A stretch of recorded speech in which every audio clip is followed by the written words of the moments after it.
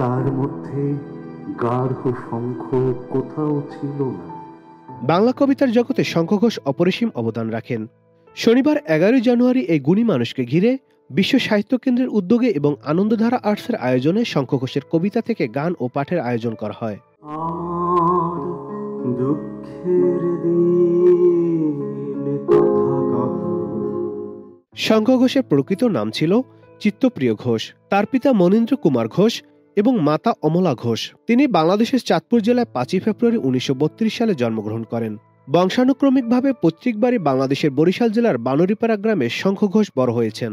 পাবনায় পিতার কর্মস্থল হওয়ায় তিনি বেশ কয়েক বছর পাবনায় অবস্থান করেন এবং সেখানকার চন্দ্রপ্রভা বিদ্যাপীঠ থেকে ম্যাট্রিকুলেশন পাশ করেন। 1951 সালে প্রেসিডেন্সি কলেজ থেকে বাংলায় কলা বিভাগে স্নাতক এবং কলকাতা বিশ্ববিদ্যালয়ে স্নাতকোত্তর ডিগ্রি লাভ করেন। 250-টিরও বেশি ডিজাইন অপশন নিয়ে ওয়ালটন স্মার্ট ফ্রিজ, বোঝে আপনার প্রয়োজন। দিনগুলি রাতগুলি, বাবরের প্রার্থনা, মুখ ঢেকে যায় বিজ্ঞাপনে তার উল্লেখযোগ্য কাব্যগ্রন্থ। শঙ্খ ঘোষ প্রাথমিকভাবে কবিরূপে পরিচিত হলেও তার গদ্য রচনা বিপুল সংখ্যক। তিনি কবিতা এবং গদ্য মিলিয়ে কাজ করেছেন। তিনি এক বিশিষ্ট রবীন্দ্র বিশেষজ্ঞ ছিলেন।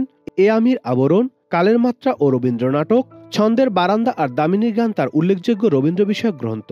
উপন্যাসের শেষ কটা লাইন ভিজিয়ে দিতে পারে একালের পাঠকদেরও বুকের তল, চোখের পাতা।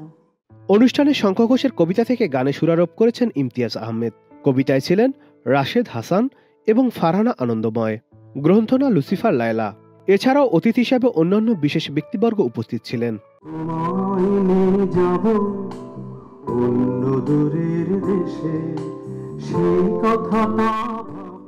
Nadim Hasan, channel I.